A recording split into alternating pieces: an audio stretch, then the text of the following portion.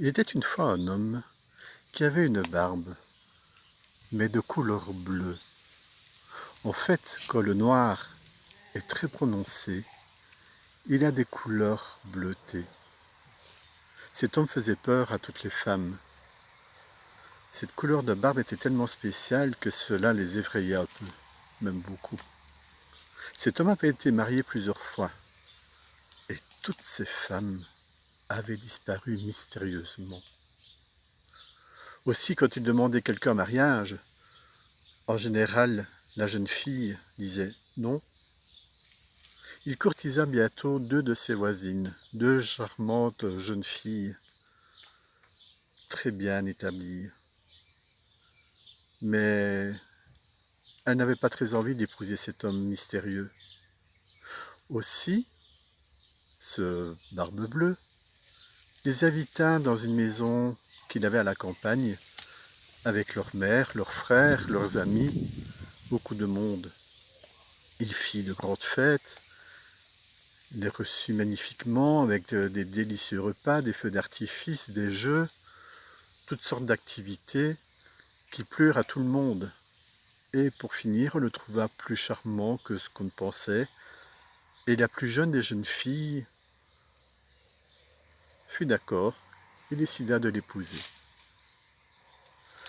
Les noces célébrées, il emmena sa jeune femme dans son château, qui était magnifique. Tout se passa bien pendant quelque temps, et un jour il lui annonça qu'il devait partir en voyage. Il lui remit les clés du château, en disant « Invitez votre famille, vos amis, vous pouvez aller partout dans ce château. Vous avez toutes les clés, mais voici une toute petite. Cette clé-là, qui ouvre en fait une chambre au fond de la galerie du bain, je vous interdis d'y aller.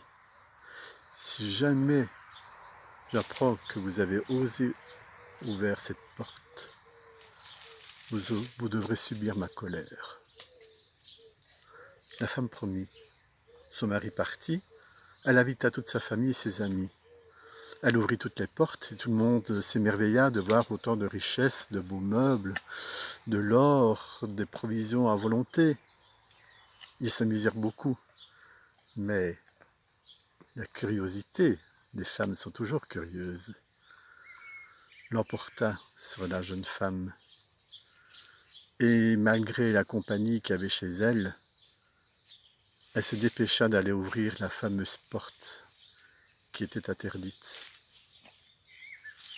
Elle tourna vivement la petite clé dans la porte et, horreur, elle y trouva le corps des précédentes épouses de Barbe Bleue. Du sang coulait encore le long des murs et sur le sol. Une vision d'horreur. Elle prit peur, lâcha la clé, qui tomba sur le sol. Elle la ramassa, referma la porte et, toute tremblante, retourna rejoindre sa sœur. Elle se rendit compte que la clé était imbibée de sang. Alors elle frotta la clé, mais rien n'y fit. Paniquée, elle prit plusieurs matières différentes, du sable, tout ce qui lui tombait sur la main pour frotter la clé. Mais la clé était magique, et le sang resta.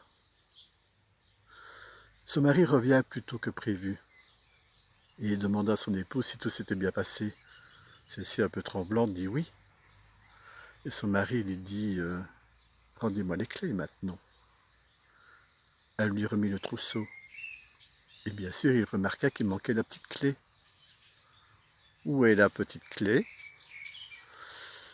J'ai dû la laisser dans ma chambre. » »« Allez la chercher. » L'épouse, toute tremblante, ramenait la petite clé tachée de sang.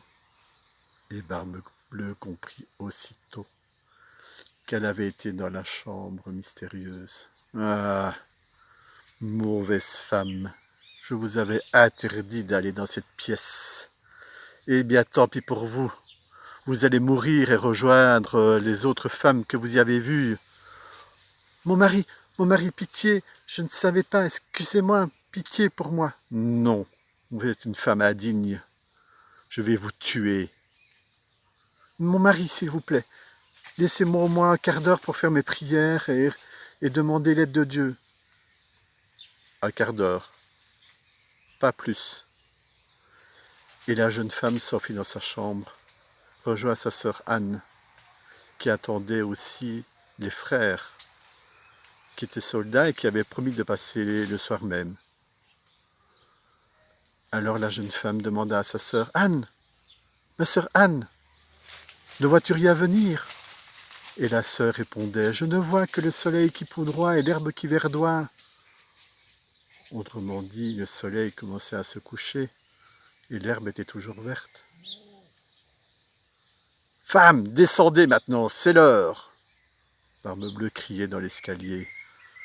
Mais sa jeune épouse ne voulait pas descendre, et elle cria, « Anne, ma sœur Anne, ne vois-tu rien venir? Je ne vois que le soleil qui poudroie et l'herbe qui verdoie.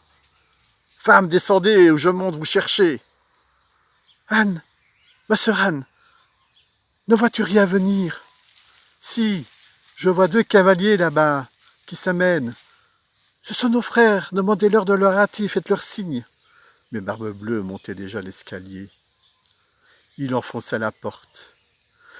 Il attrapa sa femme par les cheveux et était prêt à lui couper la gorge. Quand les 2 frères arrivèrent, se jetèrent sur lui avec leur épée et le tuèrent. Mais on découvrit que Barbe-Bleue n'avait en fait aucun héritier et que sa femme héritait alors de tout, du château, des maisons dans la campagne, des richesses. Mais elle avait bien retenu la leçon. La curiosité est parfois nécessaire, mais parfois elle peut être également très dangereuse. Mais tout le monde fut bien content d'être débarrassé de Barbe-Bleue. Alors avec tout l'argent qu'elle avait, elle commença à faire le bien, invita toutes les personnes, donna de l'argent aux œuvres de charité, et elle retrouva un mari très gentil cette fois. Et elle fut très heureuse en ménage, et tout le monde en fut ravi.